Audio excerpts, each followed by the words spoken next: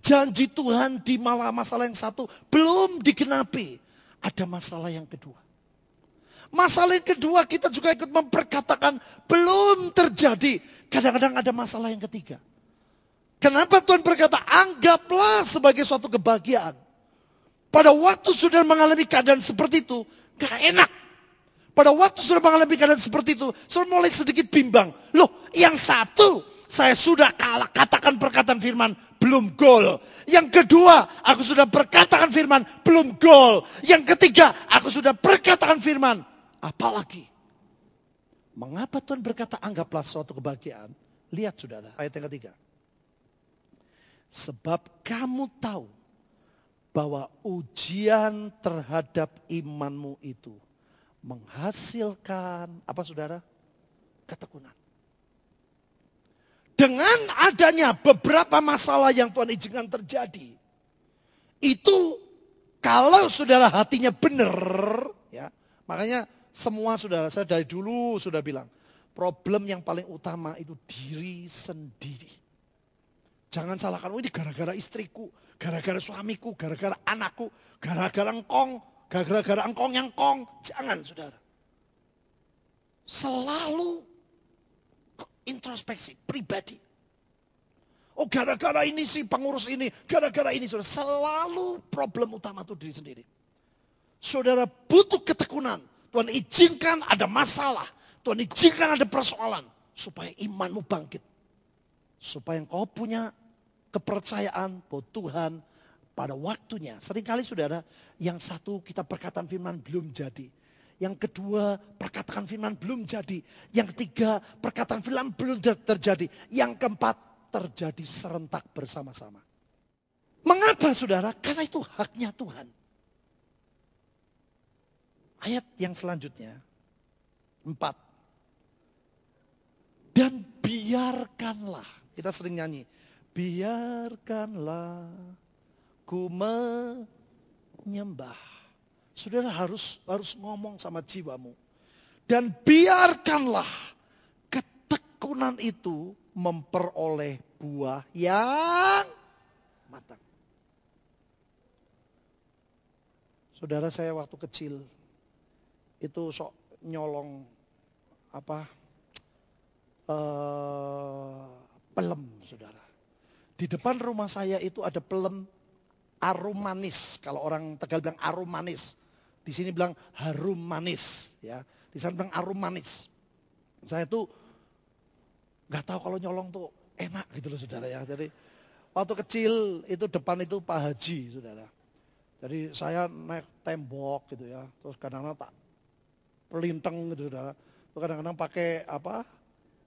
Wah, pokoknya biar cara nih. Saya kan rumahnya kaca sudah. Jadi saya nggak lihat nggak ada orang gitu. Begitu dia buka, waduh kita lari. Terus orangnya baik loh sebenarnya. Dia datang, kamu mau pelem? Iya, bapak kok nggak pernah ngasih, dia bilang gitu. Ya nanti kalau sudah mateng, kamu tak kasih. Orangnya sebenarnya baik saudara. Tapi saking lihatnya, waduh kok belum enak ya. Belum mateng, saya ambil saudara. Ya kecut akhirnya nggak bisa nikmati. Orangnya bilang, nanti kalau sudah matang kamu kasih. Betul sudah. Begitu matang dia bilang sini. Wah aku udah ketakutan.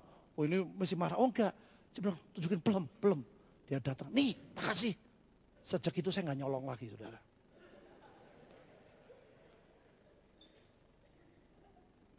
Karena saya tahu Tuhan pun begitu saudara. Dia memberikan tepat pada waktunya. Dia ingin saudara dan saya menikmati buah yang matang. Tuhan ingin kita menikmati satu hasil yang utuh. Bahasa lain, coba lihat. Bahasa lain di Yakobus tadi. Yakobus 1 ayat yang keempat. Dan biarkanlah ketekunan itu memperoleh buah yang matang. Supaya kamu menjadi apa? Sempurna dan utuh. Lihat. Apa yang kau perkatakan firman di masalah yang pertama belum selesai. Apa yang kau perkatakan firman di masalah yang kedua belum terjadi. Apa yang kau perkatakan firman dan percaya di masalah ketiga belum terjadi. Yang terakhir engkau dapatkan sempurna dan utuh. Artinya semuanya dijawab dan kita menikmati penuh. Yang percaya katakan itu saudara. Maka dari itu kita semua butuh ketekunan. Wahyu. Kitab Wahyu. Pasal 14. Ayat yang ke-12. Kalau saudara membaca ayat-ayat sebelumnya, ini menceritakan ada orang-orang yang mengambil keputusan untuk tidak mengikuti Tuhan, tapi mengambil keputusan mengikuti kekuatan-kekuatan musuh dari Tuhan. Ya, sudah baca di ayat yang ke-11. Maka asap api yang menyiksa mereka itu naik ke atas sampai selama-lamanya. Dan siang malam mereka tidak henti-hentinya disiksa, yaitu mereka yang menyembah binatang serta patungnya itu. Dan barang siapa yang telah menerima tanda namanya. Nah, ayat 12, yang penting, lihat. Ya, saudara tahu, kalau disebut yang penting berarti ada yang tidak penting. Kalau disebut yang penting berarti ada yang kurang penting. Yang penting, kata Alkitab, di sini ialah, jawab apa? Ketekunan orang-orang kudus.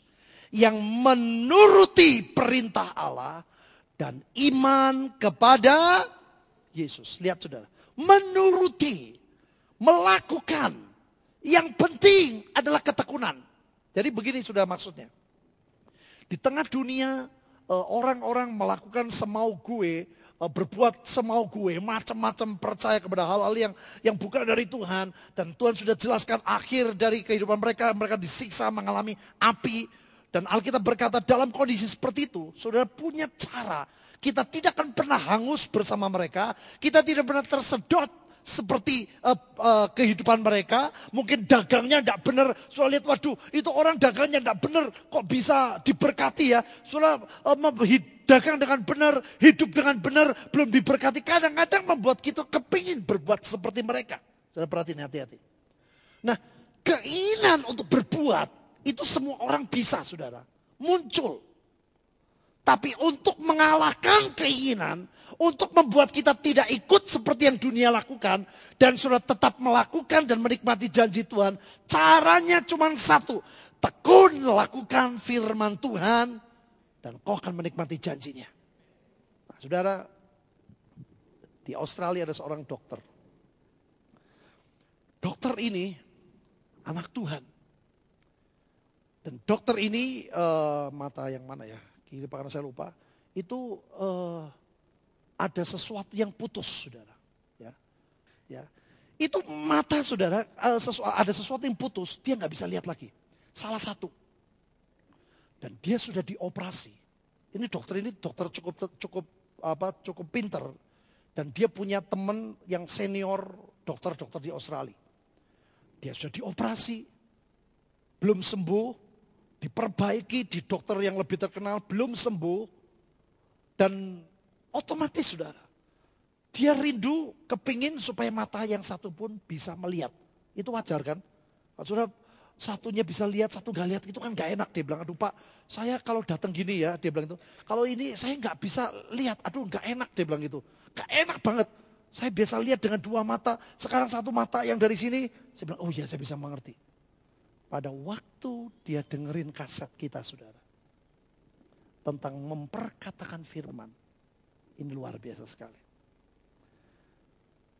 Setiap hari dia olesi mata itu dengan minyak urapan. Setiap hari dia perkatakan firman. Dia ngomong dalam nama Tuhan Yesus. Tuhan, aku milikmu, engkau yang ciptakan aku, engkau pabriknya. Engkau bisa pulihkan lagi otot. Apa namanya tuh, yang putus ini, di dalam nama Tuhan Yesus. So, dia mulai timbul iman. Tapi begitu dia lihat tidak ada tanda-tanda, seorang dokter, saudara nggak mudah loh, karena dia ngerti tentang dalamnya mata. Bisa ngerti nggak saudara?